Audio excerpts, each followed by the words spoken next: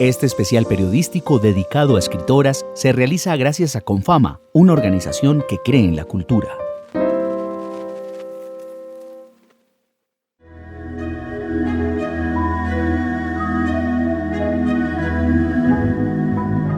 En Casa Macondo creemos que el entusiasmo acrecienta los sentidos, los espabila.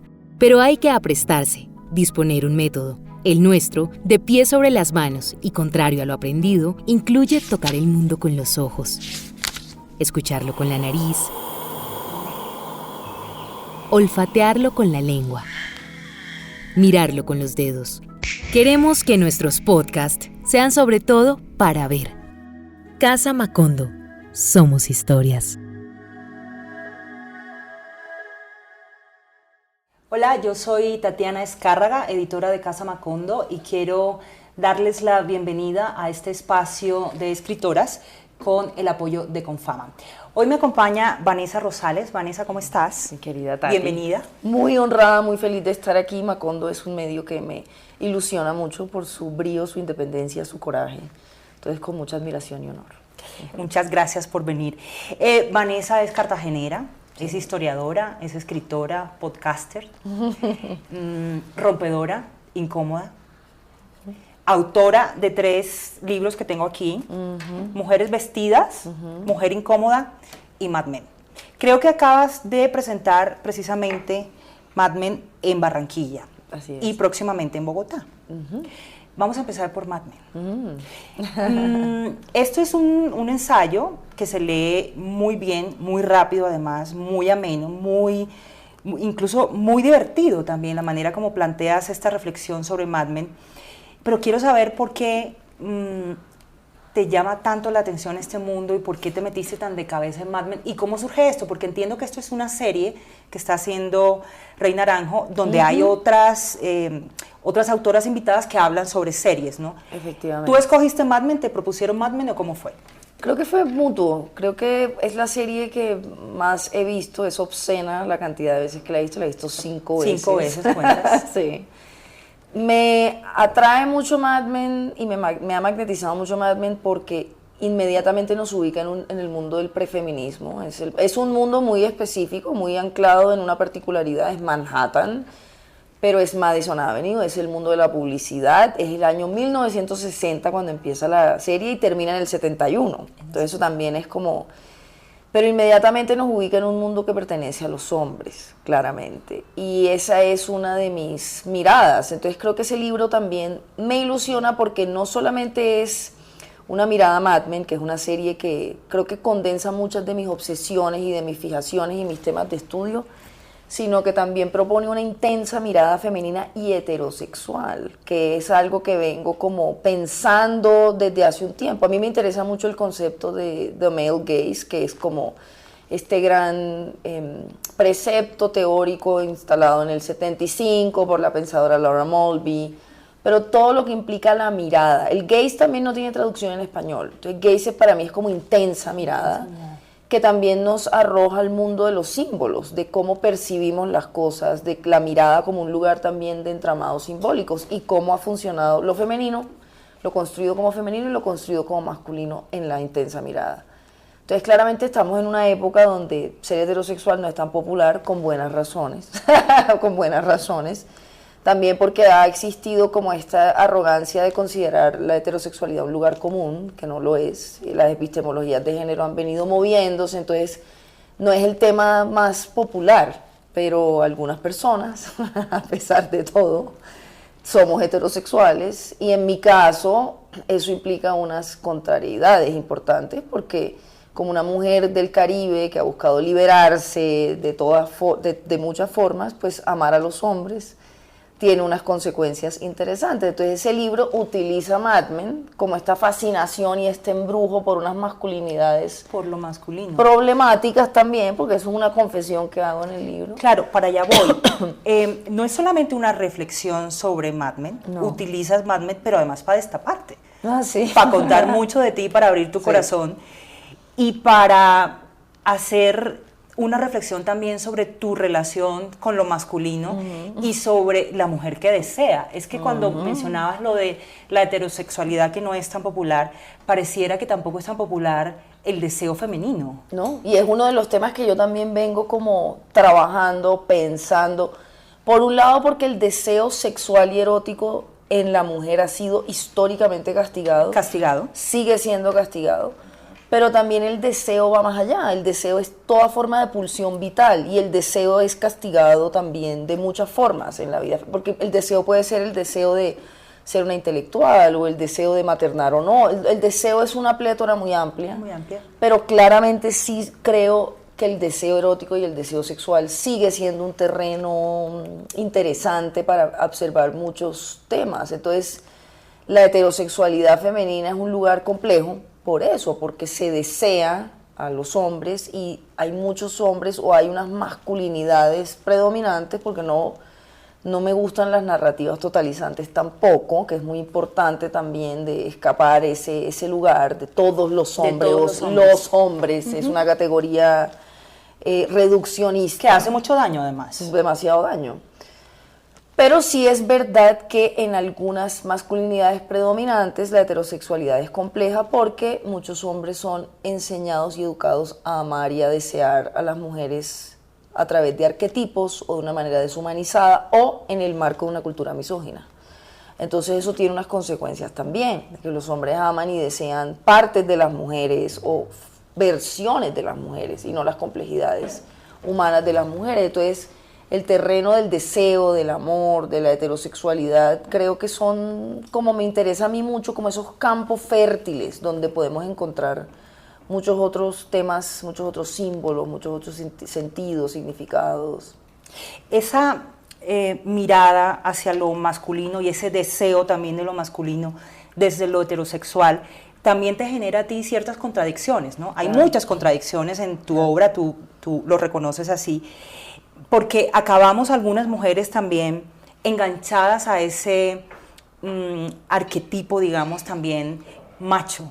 De alguna manera también nos atrae, pero eso nos conflictúa. Yo no sé cómo ha sido tu relación con eso, porque claro, uno pensaría una mujer incómoda y una mujer que además esgrime este lema o esta bandera de la autosuficiencia, ¿no? De alguna manera, pero se encuentra con que ama a hombres que pueden ser realmente tóxicos o realmente que pueden lastimar. Sí, tal cual. Y eso sucede en muchos grados, ¿no? Porque también hay como misoginias o machismos emocionales o en la parte sentimental, que no son los más ariscos o feroces. Entonces ese también es un terreno de muchos matices, de muchos claroscuros.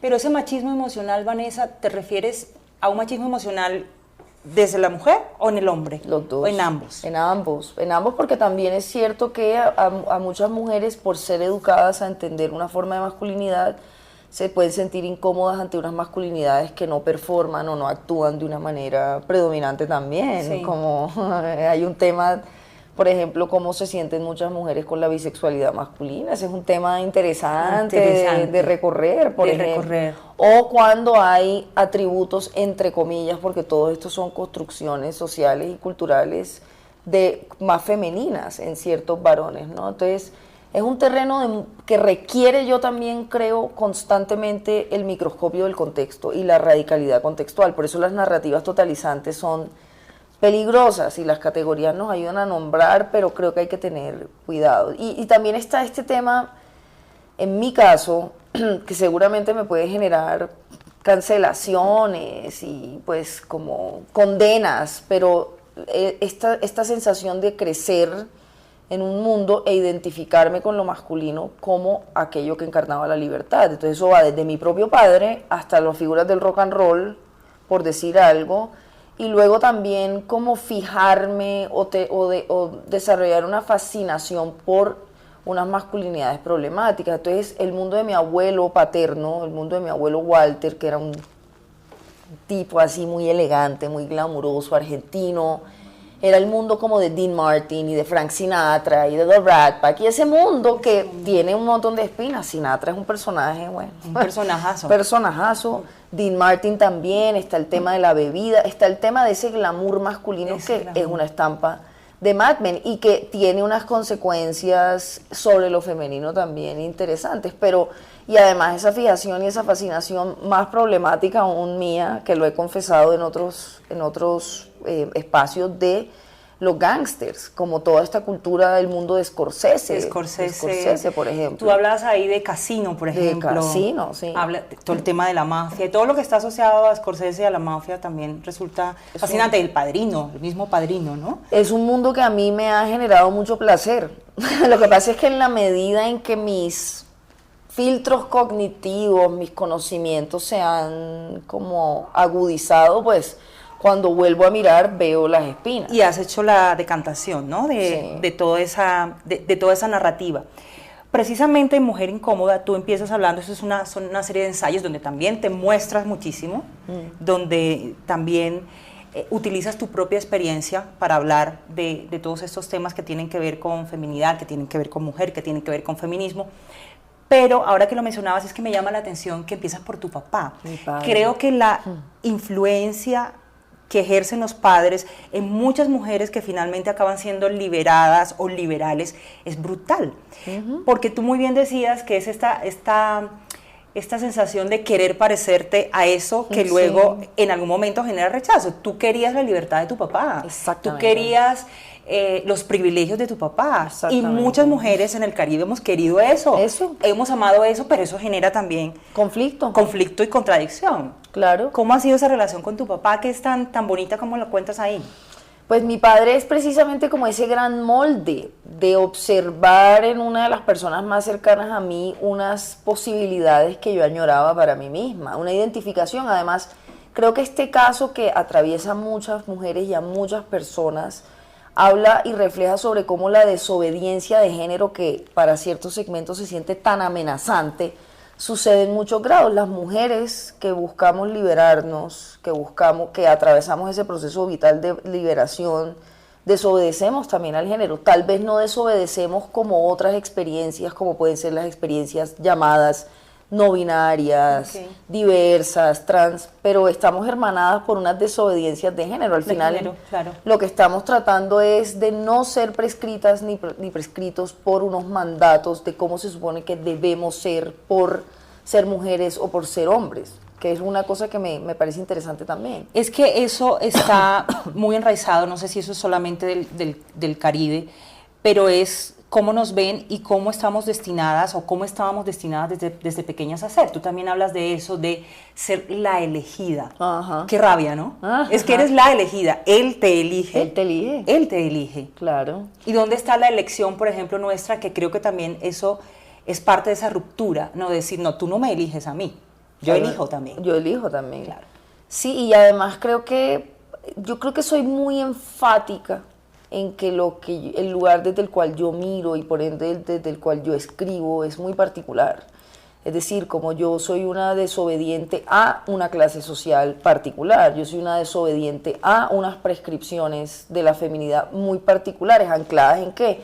En un ámbito burgués, caribeño, en los 90, o sea, como que toda esa particularidad me parece que es muy necesaria porque se corre el riesgo, ya tengo cancha en esto, de que las personas infieren que yo estoy tratando como de totalizar o ejemplificar a través de tu propia experiencia. Y no, yo creo mucho, yo sí creo que el contexto radical y particular puede contener elementos más estructurales y creo que por eso hay mujeres que pueden leer ese libro y pueden encontrar destellos de su propia experiencia.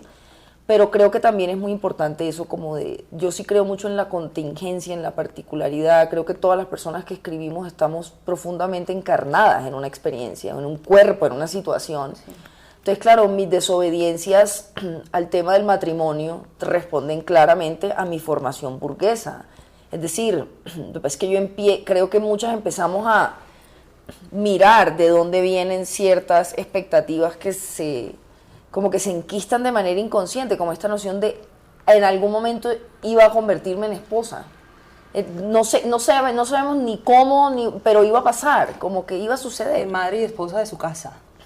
También, porque esa es la otra también, como no es cualquier tipo, el problema no es ser esposa, que es algo en lo que yo también hago énfasis. Eso es muy amplio además, lo de ser esposa, o sea, hay un papel de compañera, hay un papel de pareja, pero es que en estos espacios, en estos contextos es otra cosa, claramente, o sea, es relegarte a, convertirte en prácticamente, a veces en un ser invisible, y creo que lo hemos visto en nuestras familias, ¿no? Es la imposición a la mudez. También hay muchas maneras de hacer pactos patriarcales, y uno de los pactos patriarcales es el pacto con la clase social, que lo estamos viendo ahora mismo, lo vemos con las señoras bien desde el paro nacional, otra por ahí que es la esposa de un candidato a la alcaldía, como que también lo vemos todavía en cómo hay formas de ejercer tanto la figura de esposa como la figura de madre dentro de unos rótulos de tradición que sí tienen que ver con subordinación, con mudez y con reproducir como unas formas de ser mujer que corresponden a otros momentos. En ese levantar la voz, tú te has atrevido con muchas cosas y lo has mencionado sin querer queriendo, y te tengo que preguntar por la esposa de ese alcalde. Ahí le dijiste de todo, menos bonita. Sí, es una figura que encuentro preocupante desde hace años, no es solamente ahora, sino que ahora se ha ido como materializando un poco más lo que yo vengo observando, como una mascarada o una teatralidad o un performance o una presentación ante el mundo que está muy ligada también semióticamente a la Madre Virgen. A lo religioso. A lo religioso, claro. y a la Madre Virgen. A la Madre Virgen. Desde un tiempo impecable, impoluta, santa. Y de un tiempo para acá, esa presentación estética que me interesa mucho a mí, esa presentación estilística, esa actuación gestual, tiene mucho más que ver con unos símbolos que sí hablan de abnegación, nada de maquillaje, vestirse de blanco, cierto tono de voz, rezar el rosario, invitar a rezar el rosario, participar en una aplicación donde se reza el rosario, por ejemplo, hacer publicaciones donde se hable sobre cómo lo más importante es ser madre, que ese es su rol favorito, y más aún lo más grave, lo que yo con lo que no puedo es haberse pronunciado después del fallo de la Corte Constitucional que pues permitió la interrupción del embarazo hasta la semana 24 para divulgar información falsa y para precisamente como movilizar una política tradicional. Entonces es muy interesante ver también cómo ahí hay como se echa mano de un entramado de símbolos que son muy importantes en nuestros contextos, porque en nuestros arquetipos que recibimos mucho del cristianismo occidental y del catolicismo, hay solo 4 arquetipos. Está Eva, la culpable, el origen del mal, el mal, sí. La tentadora, además. Sí. María Magdalena, la mujer esto lo he dicho mucho, pero ser mujer de vida alegre en mi contexto nunca fue positivo, no es positivo. Ser alegre y ser mujer y tener vida alegre no es positivo, porque tiene una connotación sexual. María Magdalena es la mujer de vida alegre que se arrepiente. Además, y que se pliega a las faldas de Jesucristo. Sí. Luego está, por supuesto, la Madre Virgen, que es una violencia simbólica importante. Y la única otra figura es la bruja. Y la bruja es más una fabricación contingente que se va reinventando según los miedos de las épocas, pero que tiene que ver muchas veces con un arquetipo que no se define por un masculino.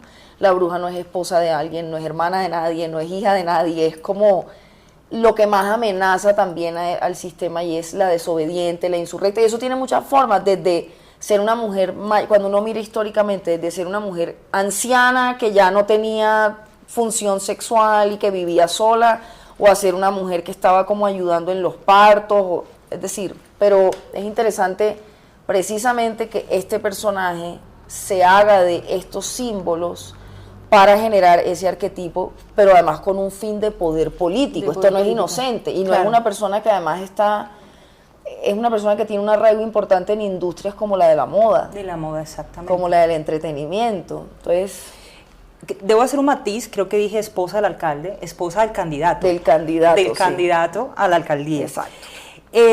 Has mencionado la moda, pero antes de entrar a la moda, a los caminos de la moda que siempre han atravesado tu historia y tu obra, quisiera preguntarte, en estos tiempos, ¿qué significa ser bruja? Ahora que hablabas del arquetipo de la bruja. Yo creo que la bruja es nuestro destino, porque la bruja es realmente la historia de la autonomía, como dice una antropóloga que ha estudiado mucho el tema, y porque la bruja es realmente, si uno lo mira, es como ese gran arquetipo que sí es el gran símbolo de insurrección y de desobediencia, que puede tener muchas formas, como la categoría mujer incómoda, que era algo que yo quería hacer. La mujer incómoda puede ser, según su contingencia, muchas cosas. La bruja también, pero la bruja es tan interesante porque además es el único arquetipo que no solamente no se define por un masculino, sino que cuando miramos, por ejemplo, los grabados o la iconografía que retrató a la bruja, las brujas salen gozando, salen teniendo placer, salen como por allá. Entonces como que hay una iconografía que nos ha dicho como cómo se atreven las mujeres a tener placer. En muchas de las construcciones históricas, porque son muy amplias, la bruja se ha reinventado, se sigue reinventando. Por ejemplo, hace poco murió Sinead O'Connor, y Sinead O'Connor fue una bruja quemada por denunciar a Juan Pablo II, que es la encarnación del mal, que ese es un tema que a mí me interesa mucho, el tema de la pederastia católica. Entonces la bruja es un arquetipo simbólico para entender cómo ha sido tan amenazante la autonomía femenina y cómo lo sigue siendo, y además que las mujeres sean las dueñas de la vida, que pues sigue siendo muy incómodo, o que cualquier mujer que vive o decide vivir un poco por fuera de los arquetipos deshumanizantes es bruja. Pero además la historia de la brujería, creo yo, es una de las formas más eficientes que ha tenido el esquema patriarcal para controlar a las mujeres, porque nos enseñan a nosotras mismas a temer la brujería, a temer a la bruja, a asociar la brujería con el mal, con lo oscuro, con lo clandestino, y eso se ve mucho, por ejemplo, en las retóricas antifeministas. Pero mira que han intentado borrarla sistemáticamente a la bruja, y lo que tú dices de asociarlo al mal, ¿no? A la maldad, a lo dañino, pero ese arquetipo de la bruja persiste. Claro, es que la bruja puede ser incluso la costurera del barrio,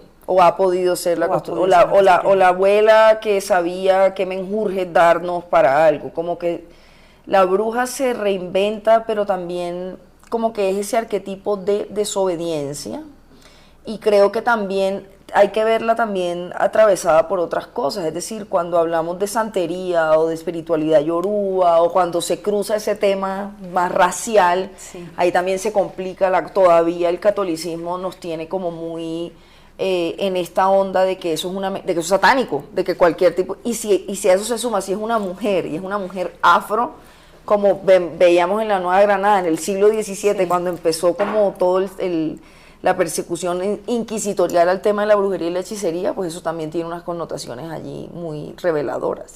Y en tu caso, ¿qué precio has tenido que pagar por ser bruja y rebelde e incómoda? Estoy pagándolos. Sí, ha sido como eso ha sido como un tema de reflexión de este año puntualmente. Sí hay castigos simbólicos, es decir, como que la quema de la bruja literalmente que se dio en la Europa occidental, pero que también se manifestó en las tierras americanas en el siglo XVII, en Nueva Granada, etcétera. O sea, la quema de la bruja era una forma de ejemplarizar lo que le puede pasar, lo que le pasa a una mujer que desobedece, que incomoda, que es insurrecta de alguna manera. Pero hay muchas formas de castigar simbólicamente a las mujeres. Entonces, claro, hay mujeres que son castigadas por traicionar a su clase, y hay mujeres que son castigadas por fugarse de su clase social. Yo pienso que la clase social es como un terreno y un filtro desde el cual hay que mirarlo todo. Entonces, yo siento que esos castigos simbólicos vienen por ejemplo, de industrias como la moda, que no quieren tener mi conocimiento ni mi trabajo, y hay un castigo allí. Una de las maneras en que se ha castigado simbólicamente a las mujeres, y se sigue castigando a las mujeres simbólicamente, es despojarlas de posibilidad de autonomía financiera, que es el mundo en el que vivimos, pues para liberarse. Hay que empezar por ahí. De muchas maneras sí. Desafortunadamente sí. Entonces está ese castigo de no dar trabajo porque esta es demasiado la incómoda de la moda, entonces no. Pero también hay otros castigos más simbólicos de cómo construyen a las mujeres. Entonces a mí claramente me han construido básicamente como la guerrillera de Cartagena, pues de esa pequeña burbuja que es la élite cartagenera, o como una villana, o como una bruja, como una que quiere, que critique, la crítica, o sea, como que también esta noción de que la crítica, el pensamiento crítico es negativo, es destructivo, que una mujer que incomoda o interpela el clasismo es como que es mala. Entonces eso lo vengo...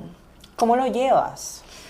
Depende. Depende del día. Depende del día, porque sí hubo momentos en que me sentí lastimada, como profundamente herida, porque hay una injusticia allí también, y también se observa cómo es decir, se prefieren otros arquetipos que de pronto son más dañinos, porque estas mujeres que reproducen las ideologías políticas de maridos de derecha, pues creo que son un poco más peligrosas que las que están simplemente diciendo, oye, la moda no puede ser clasista, ya no puede ser racista, la moda no puede ser excluyente, la moda tiene que pensarse más como en multiplicidad, la moda tiene que, como la moda tiene tanto poder, porque las imágenes nos educan y las representaciones también revolucionan las posibilidades del mundo, pues la moda tiene un poder a través de lo bello, y la moda tendría que ser un lugar para que quepan muchos mundos, no solamente como ciertas cosas. Entonces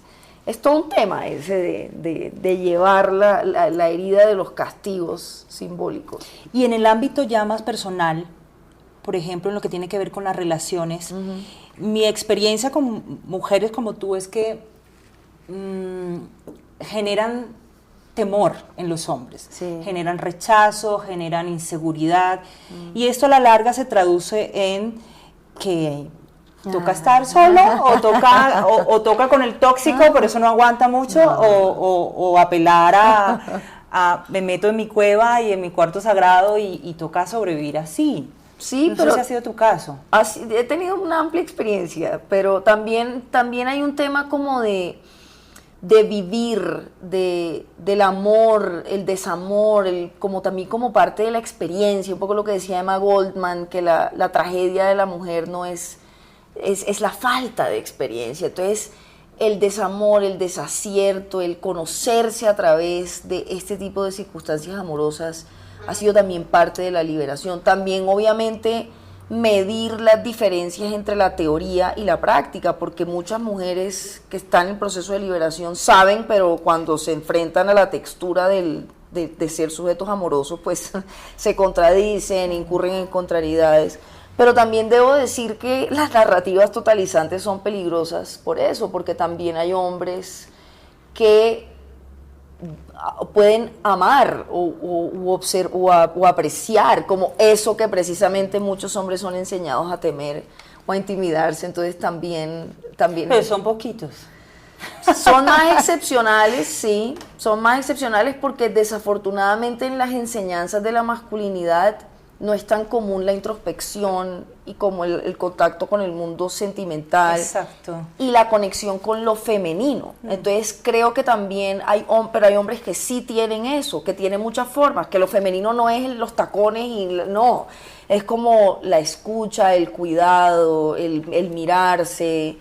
Entonces creo que también hay belleza, es decir, ahora estoy viviendo belleza, entonces no puedo, ya no estoy como pero sí digo muchas veces que si hay una tragedia en la heterosexualidad masculina. No lo he dicho yo, lo dice una escritora que se llama Jane Ward, que habla sobre cómo, como tantos hombres son enseñados a ver, a desear y amar a las mujeres en una cultura misógina, pues no son tan heterosexuales porque no se identifican con las mujeres. Entonces los hombres se identifican es con los hombres. Eso no necesariamente tiene que ser que los desean sexualmente, aunque sí hay un homoerotismo muy importante, y el fútbol es una muestra del homoerotismo muy importante, porque hay una identificación entre los hombres. Pero también creo que hay hombres que se salen de las narrativas totalizantes y que son lugares y que también son hombres que están tratando de liberarse justamente de las cárceles de la masculinidad. Sí, creo que hemos entrado en ese proceso, digamos, donde los hombres también están desaprendiendo. Quiero entrar en el terreno de la moda que ha estado presente siempre en tu obra, prácticamente en tu vida, a través de esas imágenes que te llegaban, no sé, desde tu familia, de tu madre en Estados Unidos. ¿Cómo ha sido esa relación y ese vínculo con la moda? Porque este mundo también genera muchísimas contradicciones. Absolutamente. Cuando uno empieza a asomarse a la industria de la moda y empieza a entender de dónde vienen ciertos conceptos, por ejemplo, la idea de la moda rápida. Sí. Esto ha sido, a mí me parece que ha sido catastrófico, ¿no? Es catastrófico. En esa idea de llevar la moda a todo el mundo. Es que es contradictorio porque hay una democracia. Pero es una falsa democratización de la moda, ¿no crees? Pues yo creo que en estas alturas hay dos temas importantes para mí con respecto a la moda. La primera es que es importantísimo para mí discernir entre el fashion y la moda, porque el fashion es un relato, es una geografía y es una lógica que está asociada a la geografía del norte global, que está asociada a la narrativa de la modernidad del norte global. Entiendo. Y que por ende también está asociada a la búsqueda de la novedad como gran precepto. Y también, por supuesto, es una lógica que está asociada a que ese es el centro del fashion, lo demás es periferia, la tradición es periferia, la artesanía es periferia, lo folclórico es periferia, que además, por supuesto, está muy ligada a la blanquitud, como a cierto tipo de cuerpos, a cierto tipo de lujo. Entonces, el fashion también es una industria, ¿no? Y para mí se ha vuelto mucho más importante, y lo dije hace poco públicamente, que la moda de nuestro tiempo tiene que ser anti-fashion. Y por eso es que el fashion como industria conecta con tantos temas delicados y espinosos como eso, como el desperdicio, porque además... El desperdicio, por ejemplo, es tema tremendo. Porque el fashion está ligado al capitalismo moderno. Exacto. Y el capitalismo moderno se basa en la novedad, en buscar lo nuevo, en lo nuevo y lo nuevo y lo Pero nuevo. en el consumo, ¿no? En el consumo permanente. Y para ese consumo permanente necesitas que lo que produce sea también de poca calidad. Pero además hay otro tema, y es que el fashion, que está muy ligado al cuerpo vestido, a los estilos vestimentarios, la moda ligada a la ropa, se ha convertido en la gran lógica del mundo en el que vivimos. Entonces ya lo nuevo sucede frente a nuestros ojos, en las redes. Entonces no es solamente lo que consumimos vestimentariamente, sino visualmente. Y lo que eso genera, que es lo que explica, por ejemplo, una cosa tenaz, de que muchos influenciadores e influenciadoras se ponen ropa y la devuelven, y hay unas fotos muy impactantes de devoluciones masivas para mantener la lógica de la novedad del fashion. Entonces, yo creo que la moda latinoamericana o la moda en contexto, vivida en el propio contexto, tiene mucho que ver con esta premisa de soy donde me visto, y tiene que ser un campo para la desobediencia. Hay que desobedecer al fashion, que implica muchas cosas, porque se puede hacer por ejemplo, no sé, tener una conciencia diferente del consumo, no solamente el consumo físico, sino el consumo también visual. También creo que es un lugar para la desobediencia epistémica, porque nos han dicho que la moda sucede en Europa, y ahora tenemos un montón de influenciadoras allá en París y en Milán, y es como, no entiendo la relevancia, pero están allá buscando... Nuestros diseñadores y diseñadoras, obviamente es muy comprensible que ganar en euros y ganar en dólares. Claro, que están buscando un mercado. Pero yo creo que ese relato de que la moda solo ha sucedido en ciertos lugares es un lugar para la desobediencia. La moda sucede en muchas partes y de muchas formas. Entonces yo creo que para mí hoy la moda es eso, es desobediencia epistémica, y es necesariamente una noción anti-fashion. Lo que pasa es que la moda es un tema muy incómodo también, porque... la moda puede ser todo esto, la blanquitud, el elitismo, el clasismo, la exclusión, el desperdicio, pero también puede ser la revolución, la subversión, la desobediencia de clase, la desobediencia de raza. Todas las revoluciones del siglo XX están atravesadas por la estética. Entonces hay como una ambigüedad de que puede significar o puede ser un símbolo vacío. Y además, otro tema muy importante para mí es que claramente mis asociaciones con la moda, tanto en mi manera de presentarme ante el mundo y mis estudios de la moda, pues generan una herida también dentro del mundo de la literatura. Yo no he sido tomada en serio de verdad a veces por esa asociación. ¿Sí? ¿Lo crees? que no haya sido tomada muy en serio. Creo que estoy en ahí todavía. ¿Están empezando a tomarte en serio? Sí, pero yo sí creo que ha habido una codificación. Una resistencia, de pronto asociada a... Que los escritores y las escritoras y los pensadores y las pensadoras no son objetos estéticos. Estéticos, exactamente. Sí. Y que tendrías que estar muy descuidada y que tendrías que ser muy simple. Exactamente. Okay. No, y además hay otras cosas claramente ligadas a la clase social, a mi fenotipo, es decir, como que claramente mi apariencia tal vez no compagina con mis políticas. Como que hay que verse de cierta manera para creer en la justicia social, ¿saben? Como que ese también es un gran fantasma de los estilos latinoamericanos, que lo tenemos aquí vivamente. Claro, o sea, si eres de izquierda no puedes usar zapatos Ferragamo. O quién tiene, o esta noción muy propia de las élites colombianas de que solamente de ellas es patrimonio el goce estético, por ejemplo, o el esplendor, y la idea de que tener estilo o estar a la moda está asociado a la marca, sí, y al poder adquisitivo. Y a una clase. Claro. A una clase. Que además nos lleva a esta cuestión del clasismo colombiano, ¿no? Absolutamente. Y latinoamericano, porque finalmente es una condición totalmente muy latina. Que se expresa en sus particularidades según los contextos, pero que atraviesa a toda Latinoamérica.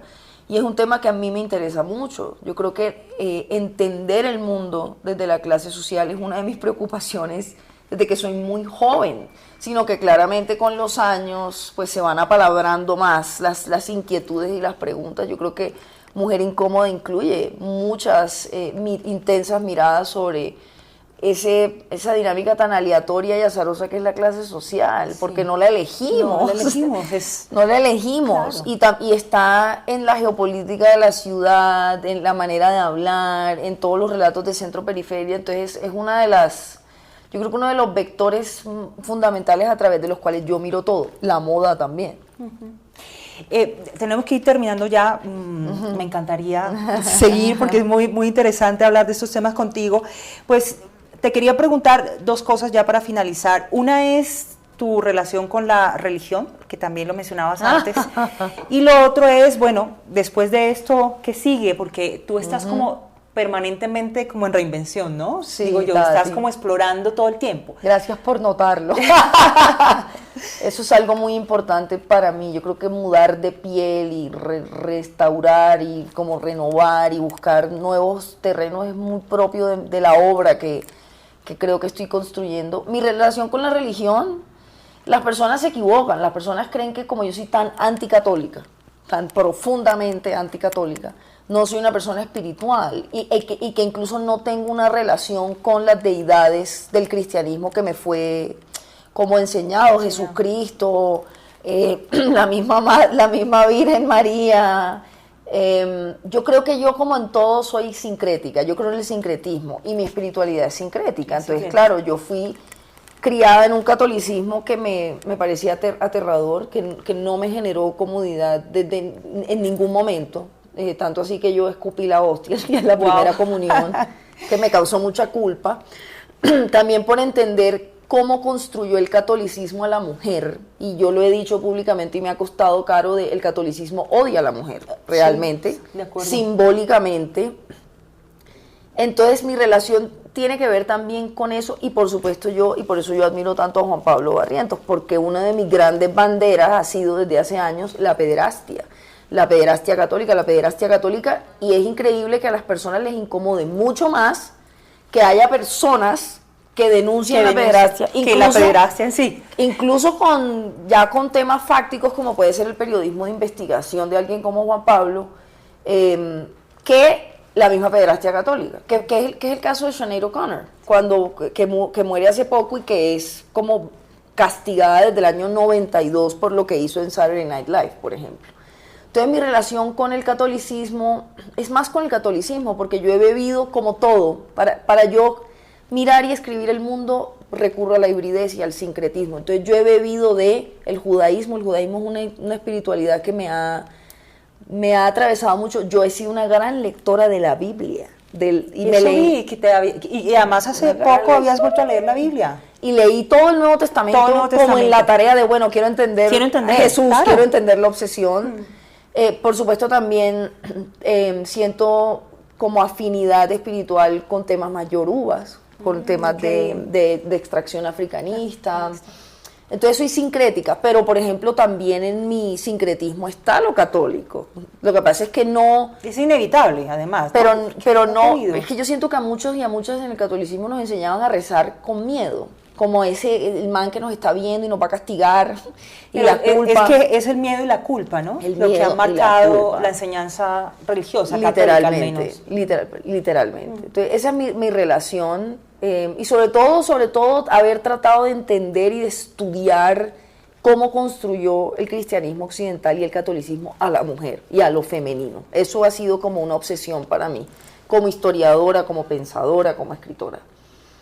Y la otra pregunta es lo que viene. Lo que viene es que estoy trabajando en mi primera novela. Wow, estoy trabajando en mi primera novela, que siento además que es muy interesante cómo el libro de Mad Men puede ser una bisagra hacia eso, porque es una novela sobre una mujer y los hombres. Muy bien. No es reflexión ya tanto desde lo femenino, sino es como subvertir esa mirada. Igual también en otros temas que estoy trabajando, y la hibridez a veces es difícil, porque son muchos lugares y a veces es un no lugar. También estoy trabajando como en una membresía de contenidos, que es como una pequeña revista digital para que las personas también apoyen mi trabajo.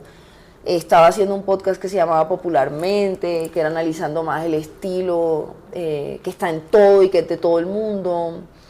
Entonces yo creo que eso es lo que más me interesa ahora, como la novela. Ok, muy bien. Bueno, Vanessa, muchísimas gracias por estar aquí con nosotros. Confama cree en el poder de la cultura, por eso apoyamos este especial periodístico. Casa Macondo. Somos historias.